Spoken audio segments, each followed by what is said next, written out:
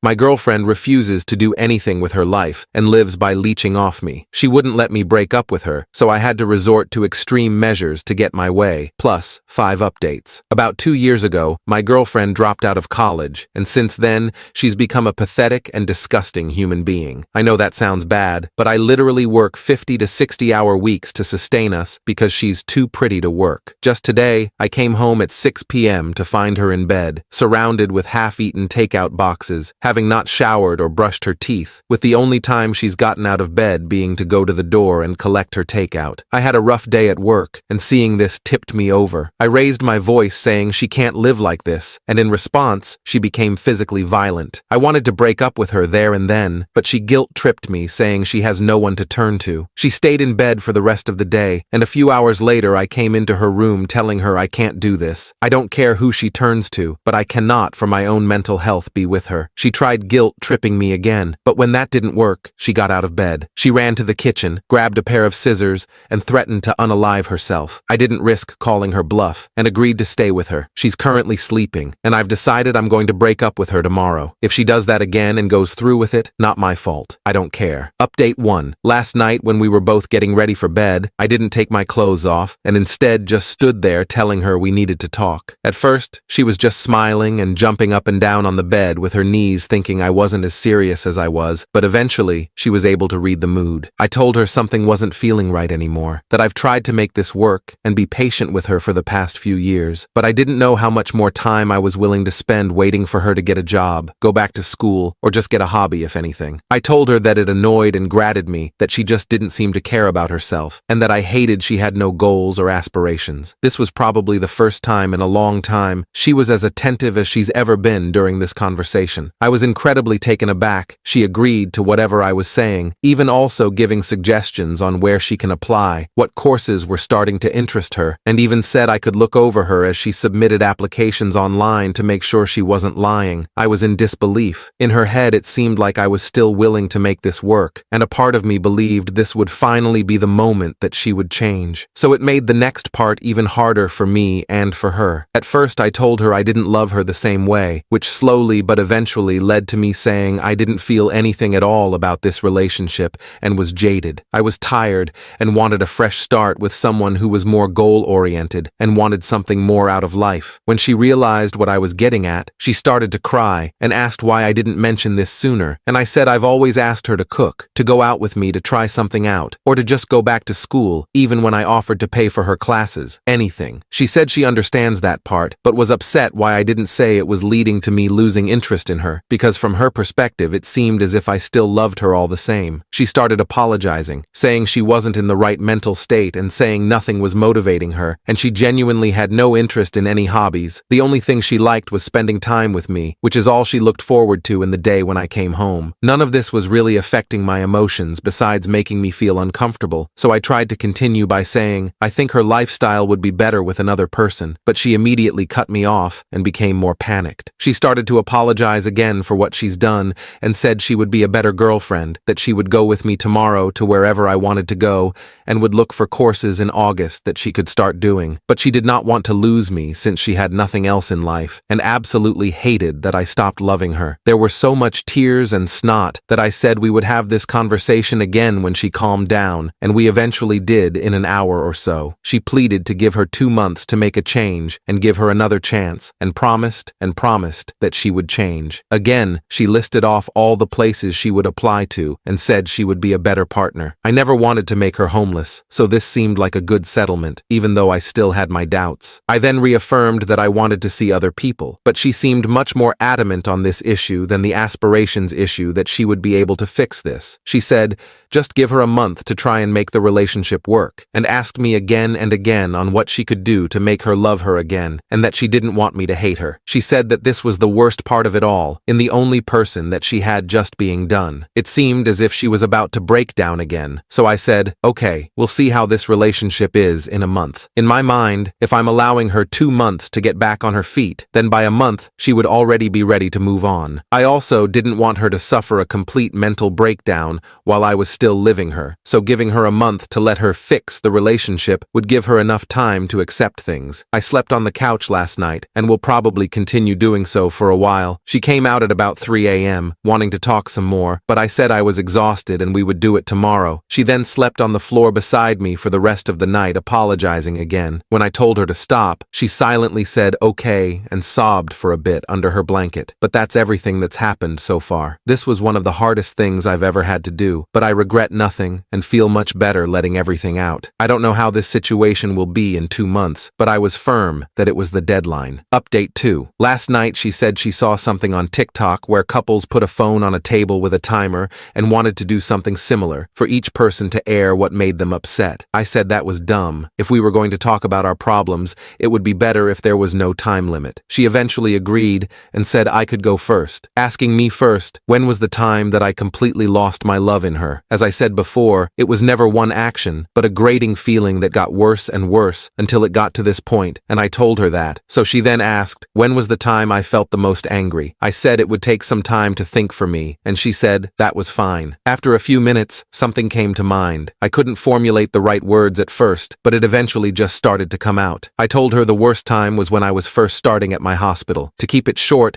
the tempo was brutal. It was constant work with little to no downtime, as I was constantly learning new things that school had never taught me, while being expected to be able to handle it as a professional. It was without a doubt the most stressed I've ever been, and I feel like other RNs can relate here. That year hardened the way I think now. That hard work does pay off, if you have the drive and the passion. I told her I think that was when I started losing feelings the fastest. Seeing her at home doing absolutely nothing, coming home to no food made, to her not working a job, to her not learning anything, completely stuck to the internet with nothing to show for it. I said it made me even more upset when I had given suggestions for jobs with pretty easy schedules, or to find a new interest in school that would pan out better than last time, only to be rejected at my every attempt. I told her flat out that it disgusted me. She asked me why I didn't make this a bigger issue at the time, that I should have communicated this to her, but I said there's some things that shouldn't have to be said. I shouldn't have to remind her to wash her ass, eat, do something other than mindlessly scrolling on her phone for hours at a day, every day. I also told her that after coming home from the hospital during more stressful days, the last thing I wanted was to spend my time begging my girlfriend to do something productive, so I held my tongue and settled as she was still nice and caring. I had no other reasons to end it, and so the resentment grew worse from then on. It was around here that I became more mean to my regret now, but I will still input it as I have everything else. I told her that when she dropped nursing, I was upset, since I felt that she was more than capable of doing what I had done. But after spending more time in the relationship, and spending more time getting to know her, I knew that with the type of person she was, there was no way she could have ever finished, which is why I suggested easier and more laid-back jobs, less demanding majors for school. Shit, even if she just cooked or found an interesting hobby at that point, I would have appreciated it. Still, she chose to do nothing for years. It's just the type of person she was, and why I felt done for her romantically over time. She asked me if I hated her, and I said I didn't know. I told her she was very loving and kind, but I hated how she handled her life to this point, that I felt no ill will towards her after airing everything out, but I also felt nothing else. I just felt done and ready to move on. Throughout this conversation, we kept eye contact, and there were times it seems like she would break, but like she said, she remained as calm as she could while I said what I had to say. I told her I was done and she could say her piece now, but she asked if we could continue the conversation later and locked herself in our room for the rest of the day. The next day, we sat down again and finished the conversation. She told me that she thinks she's depressed, saying that she didn't feel sad before that night, just had no motivation of doing anything. I had a couple of messages telling me to ask her to get tested for ADHD, but when I started bringing it up, she was very adamant that is not something she felt comfortable with. I knew she didn't like needles or going to the hospital in general, but her flat-out refusing to get tested for disorders when I told her it was not at all like a regular hospital visit surprised me. She asked me if she was able to change in her behaviors. Would I give her another chance? I said I didn't know, as I felt nothing right now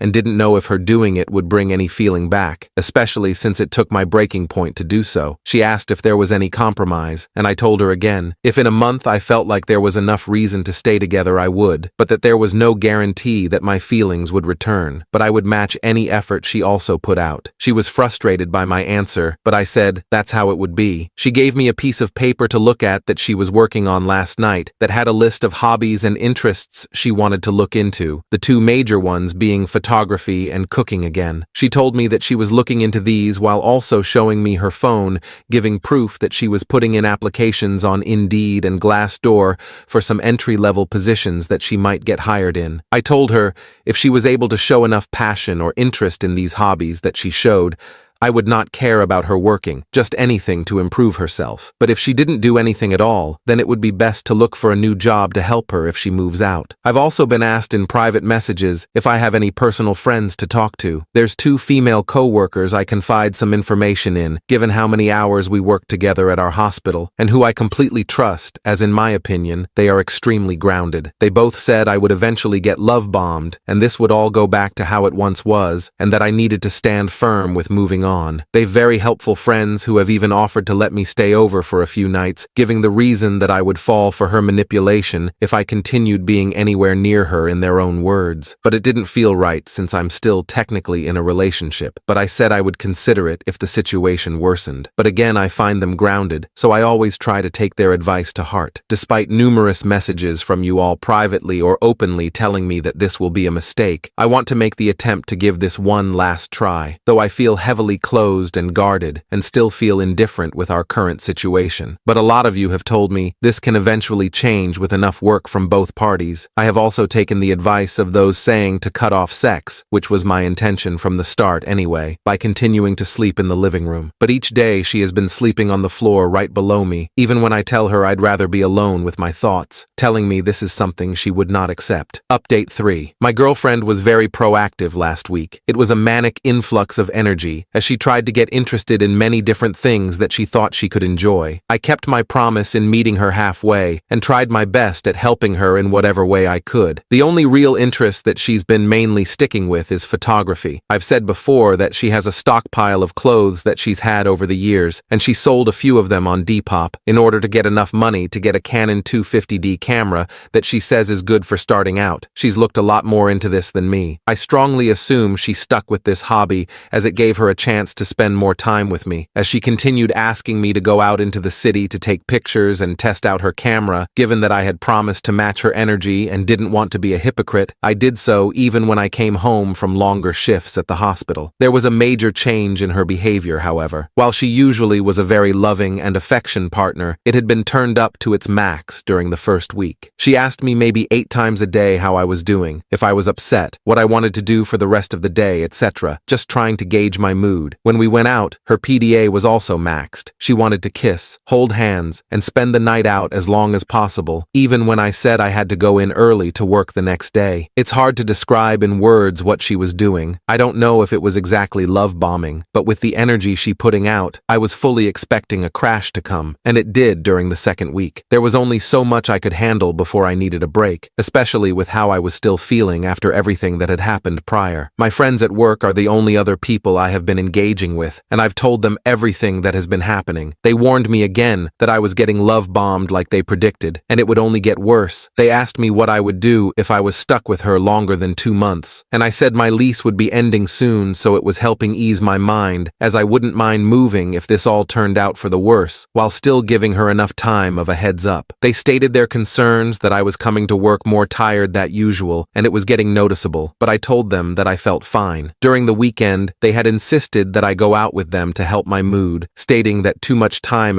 in my apartment was not good for my health in my current situation. I declined when first offered, but after being asked again the day of, I agreed, and for most of the day, I was with them having a really good time. In fact, it helped to regain my mood considerably. Naturally, my girlfriend was wondering where I had been the entire day, but I told her I had been with friends, and even though she was disappointed we couldn't go out for the day, I promised her we would spend all day tomorrow together. I get continued messages that I should immediately drop my friends and that they are manipulating me in my decisions. And think what you may, I know they are good people who look out for me. They played a large part in me quitting smoking this year, which although has made me more anxious at times, has helped with my health considerably. There's a different type of bond you form with people in our work environment, and I trust my co-workers with my life, for lack of a better term. Update 4. When I said the crash of emotions would come, I was right. It was ugly, loud, and could have been easily prevented in parts. When I posted my last update, I was not in the right mental state, so reflecting on the week before and writing helped to calm my nerves. I'm also a bit embarrassed to admit that I started to smoke a bit again, but it also helped tremendously in my mental, which was getting close to crash as of recent, and without the help of my friends, I didn't have much else to turn to. This breakdown was something I could not tell them, since I didn't want them stepping in. There had been a point where my girlfriend was in a not-so-well mood during one of our outings to the city. After returning home, she had said I was being dismissive, and if I felt angry or upset with her. Trying to be better with communicating, I said that I was getting uncomfortable with her constant need of affirmation and affection, as it was continually constant. Given that she was still sleeping in the living room at night, I was getting no time alone to myself at all while at home, and after so many outings, I was starting to get physically and emotionally drained. Truthfully, I felt physically tired more than anything, and given what my co-workers and my girlfriend say, it tends to show on my face more worse than it is. My girlfriend seemed to take this heavily, and didn't attempt to talk with me for the remainder of the day, along with the next, but was in a much more brooding mood during the second. Maybe it would have been better to apologize or communicate better during that point, as it might have been the point that a lot of this could have been avoided if I said something, but I instead took the time to nap and spend time alone, which I had rarely the chance to for over a week. Then came the third day. A lot happened over the course of this day, and a lot was said, and this was where the breaking point occurred,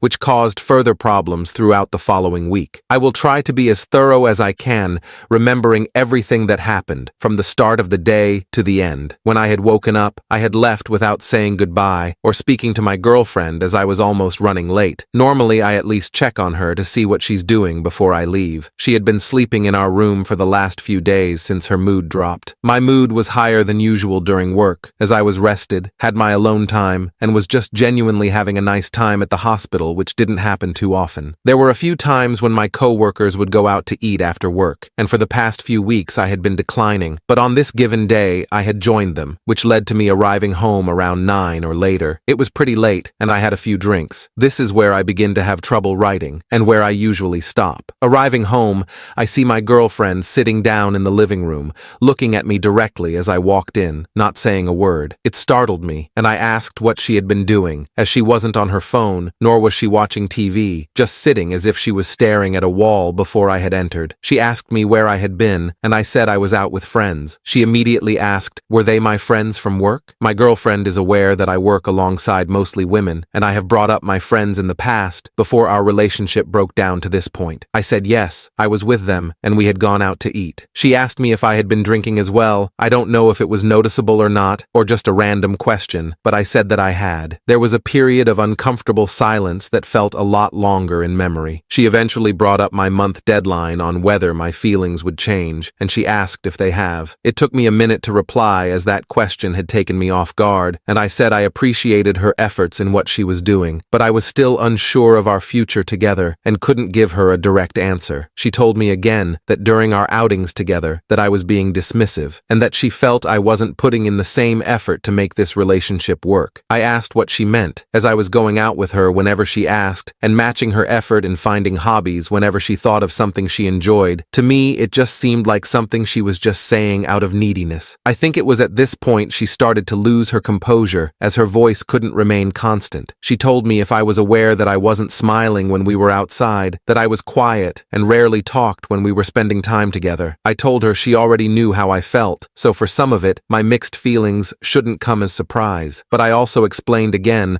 my lack of talking was just from being tired from work. But I don't think she believed me. She told me she's constantly overthinking how I feel now that she knows I've lost feelings, and doesn't know what she can do to make them come back. I told her again to just find a passion for something, anything, to get out of bed and be active with anything in her life. She says it's been 2 weeks, and she's been as active as she can possibly be, to the point that it was causing her mental stress, but my mood wasn't improving, and she's wondering if anything will actually change now that it's closer to a month. And then came the full breakdown. Through tears and a broken voice, she tells me how much she loves me, how much affection and love she has given me throughout this relationship, just for me to throw it away over something as stupid as my conditions, as if it was just an excuse to end things if I ever really loved her at all while we were together. She goes on to say that even with how upset she is at me, and how hurt and betrayed she has felt by the one person she has, that she still loves me and wants to continue our relationship. She tells me there will be nothing for her if I leave. No one, no place, no future. Her will to live will be gone, and she won't know what to do with herself. Now there's a lot I could have said during this, but I don't think I can accurately convey just how hard she was breaking down emotionally during this exchange. There were points as to where she was almost screaming, completely bawling, and it all just made me freeze, as this was the first time I've ever witnessed her fall apart at this level. She goes on again to say,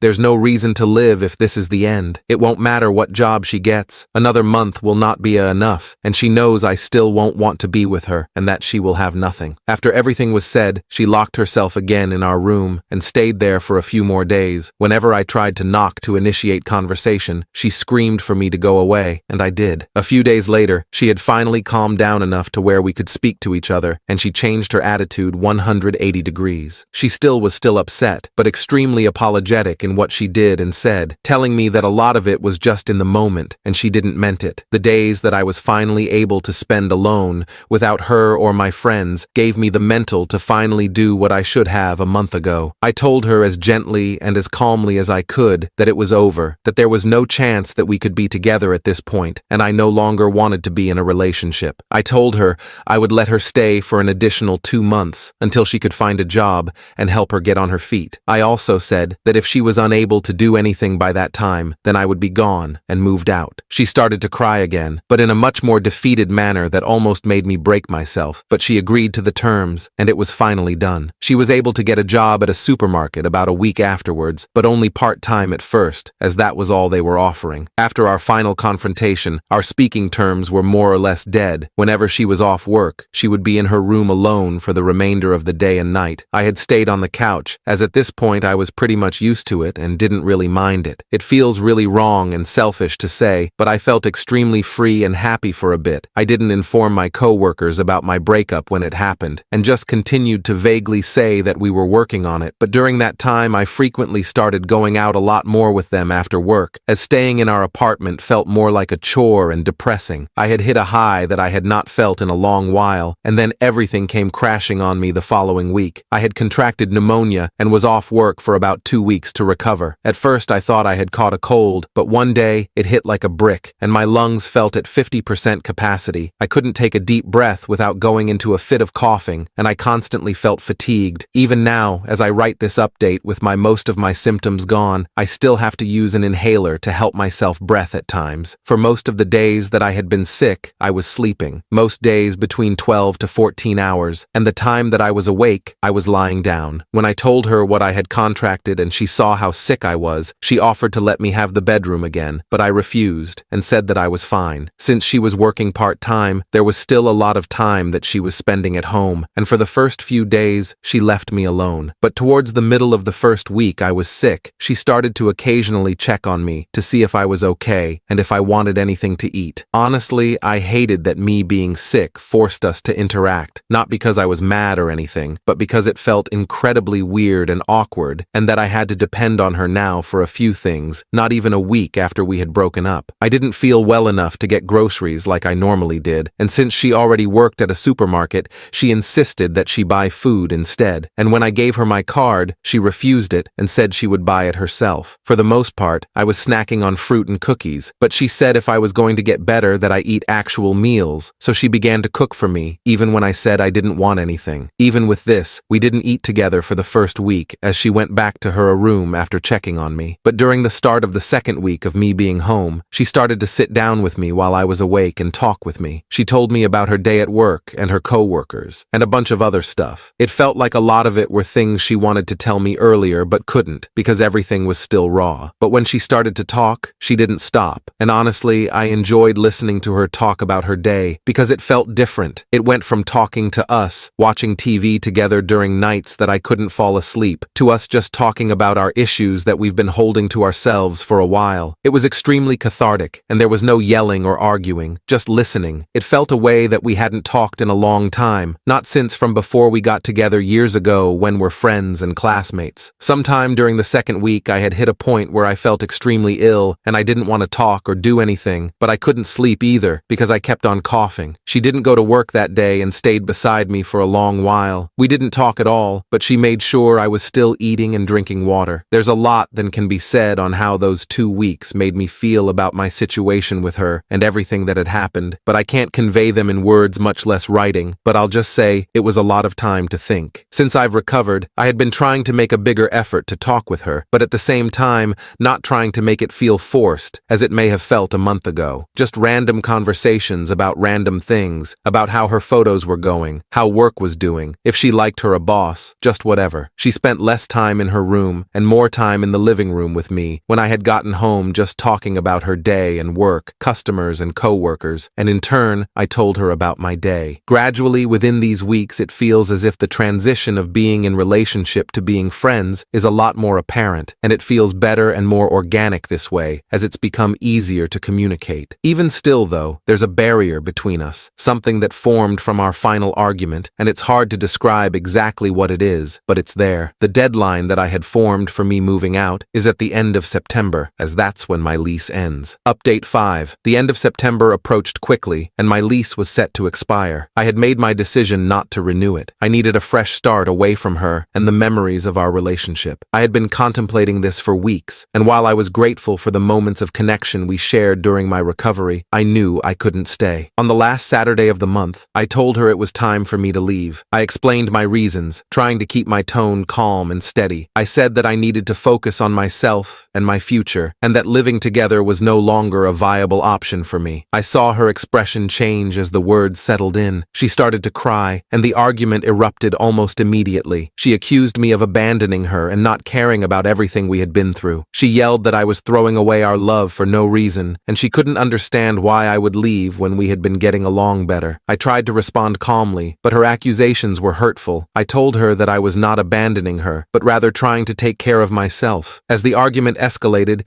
she became more frantic. I could see the pain and anger in her eyes, and it turned into something frightening. In a moment of rage, she lunged at me. I didn't see it coming. I was caught off guard, and before I knew it, she struck me across the face. I stumbled back, shocked and confused by her sudden aggression. Realizing what had just happened, she froze, her expression shifting from anger to panic. She started to apologize, but I felt the sting of betrayal. I left the room to collect myself. My heart raced, and I could feel the adrenaline pumping through me. I didn't know what to do next. After a few minutes, I decided to leave the apartment to clear my head. I drove aimlessly, the weight of what had just happened crashing down on me. I ended up at a nearby hospital after calling a friend who insisted on checking me out. I sat in the waiting room, feeling ashamed and confused. I didn't want to make a big deal out of it, but I knew I needed to be seen by a doctor. After a quick examination, they confirmed I was fine physically, but suggested I take some time to think about the emotional impact of what had happened. I stayed there for a few hours, mostly in silence, reflecting on everything that had transpired between us. The reality of our situation felt clearer now. Once I was released, I took a moment to gather my thoughts. I felt a mix of anger, disappointment, and relief. I realized I had to reach out to her one last time. I sent her a message, telling her that I wouldn't be pressing charges. I didn't want to escalate things further, but I needed to make my stance clear. I told her to stay away from me forever. I reminded her that she had a lifeline, but she needed to use it wisely. I didn't want any more contact. I was ready to move on, and I hoped she could find a way to heal as well. I hit send and felt an odd sense of calm wash over me. It was finally over. I packed my things the next day and moved out. I left behind the memories, the arguments, and the love that had once existed. It was time for me to start fresh, away from everything that had been holding me back. I didn't look back as I closed the door for the last time.